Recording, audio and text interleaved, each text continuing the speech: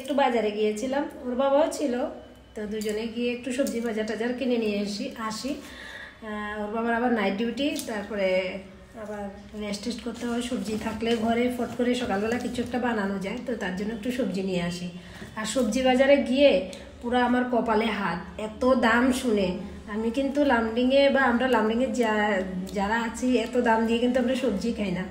হ্যাঁ, ওইখানে অন্য নতুনত্ব সবজি যদি যখন বাইরে বের হয় তখন দাম থাকে, কিন্তু এমনিতে ওই সবজিগুলোর আর এতটা দাম হয় না। যেমন ধরুন বেগুন, শসা, মিষ্টি কুমড়, এগুলোর এতটা দাম হয় না। এখানে মিষ্টি কুমড়ো এতটুকু পিস বিক্রি করে, ওইটাই 20 টাকা। ওরে বাবা! তারপরে কাঁচা লঙ্কা সবচেয়ে দাম বেশি ছিল, কাঁচা লঙ্কা 350 টাকা করে কেজি।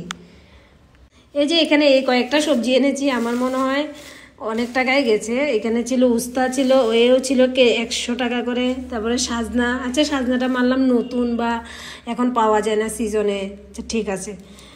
তারপরে এই সেই কাঁচা লঙ্কা যার দাম 350 টাকা।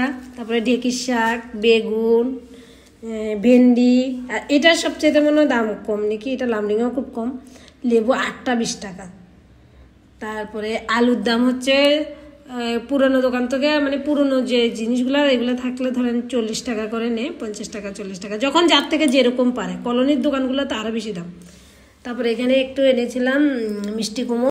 এদিকে এমনিতে সবসময় সবজির দামটা বেশি থাকে, এখন তো ফ্লাডের জন্য আরও বেশি দাম, কারণ বৃষ্টির জন্য মানে বাইরের অনেক রাস্তাঘাট খারাপ হয়ে গেছে, তো তার জন্য সবজি টবজিও আসতে পারছে না।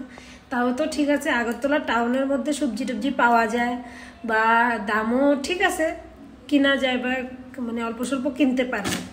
যেটা আমাদের বিলুনিয়া, শান্তিবাজার, ওইখানে তো আরও পাওয়া যাচ্ছে না, রাস্তায় মতলব রাস্তার মাঝখান দিয়ে ভেঙে গেছে, তো সবজিও যেতে পারছে না। আর ওইখানে নাকি সবজির দাম এত 400 টাকাও কেজি আছে কোনো জিনিসের, মানে মানুষ খেতে পারবে না এবার হয়তো।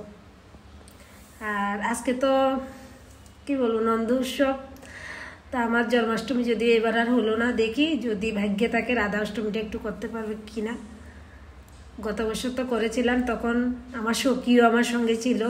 এবছর আর করতেও পারলাম না, সখীকেও আর ডাকতে পারলাম না, দেখতেও পারলাম না। যাবো সখীর সঙ্গে দেখা করতে, কতদিন পরে যখন লামডিং যাব, আগে গিয়ে আমি সখীর সঙ্গেই দেখা করব। আমার সখীকে আমি ভীষণ মিস করছি। কেন বলেন তো? কারণ একটু কিছু হলে আমি সখীর কাছে ফোন করতাম যে সখী আমার এরকম, মনটা হালকা হয়ে যেত। আর আজকে তো অনেক দিন হয়ে গেছে আমার সখীর সঙ্গে দেখা হয় না, কথা হয়, সখী ফোন করে, কিন্তু ফোন করলে না আমার ওই আবার লামডিংয়ের কথাগুলি মনে পড়ে, আমার চোখে জল আসে, তার জন্য বেশি একটা আমিও ফোন করি না।